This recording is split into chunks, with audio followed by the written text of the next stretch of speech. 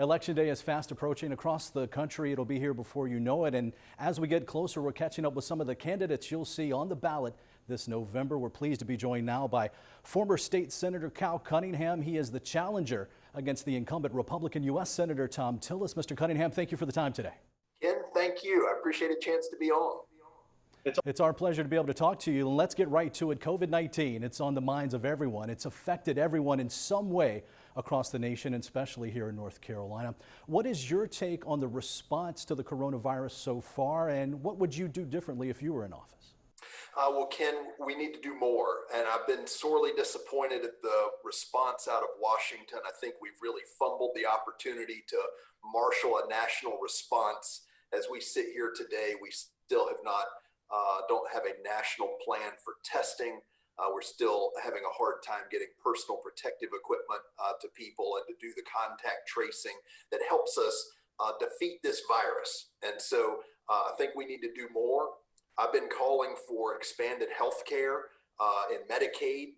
We can ensure and bring down costs for a lot of North Carolinians, particularly in rural parts of our state.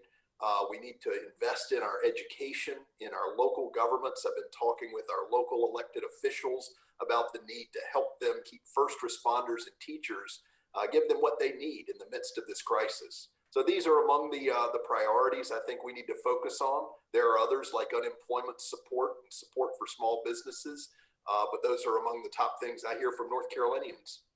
The man you're running to replace, our state's junior Senator Tom Tillis, as well as President Trump, have mentioned they want to hold China accountable for the coronavirus. What's your take on that? And in your mind, who is to blame for everything we've gone through? Well, look, so obviously China lied, and obviously China failed to contain this virus. But we look to our elected officials here at home to keep us safe. And that's why we need the national response that we don't yet have. We know that we're going to have to hold China accountable. I've been calling for that here in this campaign, but let's focus on our own people as well. Let's make sure that we have the health care and the economic response right here that we need to make sure our people are safe and healthy and can get back to work. Colleges and universities across our state are back in session, and they're doing it in different ways now. Your alma mater, UNC Chapel Hill, announcing this week they are switching already after 1 week back to remote learning. What is your take on what colleges are having to face? What is the right move for schools, whether it be remote learning or in-person classes, in your mind? Well, Ken, this one hits close to home because my baby daughter, who's now all grown up, just started at NC State last week as well. And we're very concerned about the clusters that we've heard at a number of our institutions. I was just on a Zoom event with folks at ECU having a similar conversation.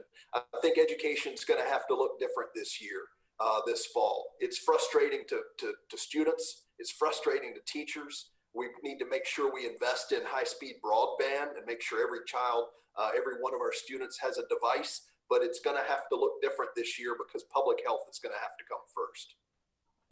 A big part of North Carolina's fabric is the military. You yourself served in the U.S. Army Reserve, 2 tour of duties overseas. You're the recipient of the Bronze Star Medal. So the military is near and dear to your heart. What needs to happen going forward? If you're a member of Congress, how are you going to help protect the military members and their families, as well as these communities that depend on the military?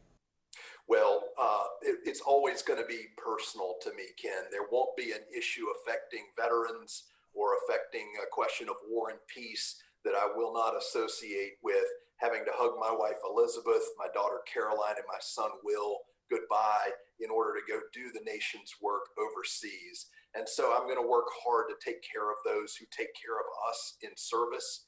We do have one of the strongest and most active military communities, premier military installations, making sure that we have the resources that we need, but very importantly as well, making sure that we have a foreign policy and a national security policy worthy of those that we call on to make the sacrifices to defend our nation. If you're declared the winner coming up in November and you take the oath of office and sworn in on January 3rd, what's going to be your first priority? The first thing I intend to work on is government reform, accountability, and healing this democracy. I'm going to go in and work to overturn the Citizens United decision that's unleashed unlimited corporate spending in our politics I think the voices of North Carolinians at the voting booth ought to be what decides elections and then sets priorities in Washington. And today we see a corruption in politics and in the financing of our elections that's really distorting who wins and what those priorities are.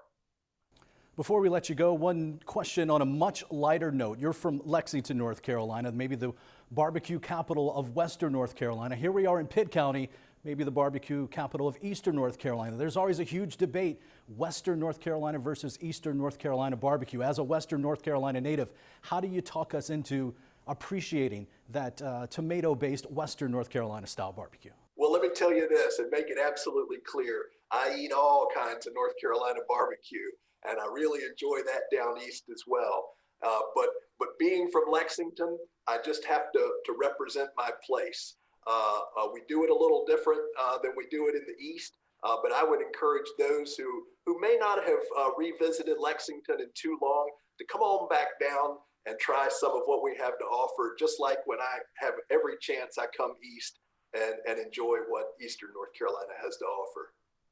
Because of the way the campaign trail is changing these days, you may not be able to be face-to-face with people here in Eastern North Carolina as you maybe would have just a year ago. What would you like to say to people here in Eastern North Carolina? We cover about 29 counties here at our station. What do you want to say to those folks maybe east of I-95?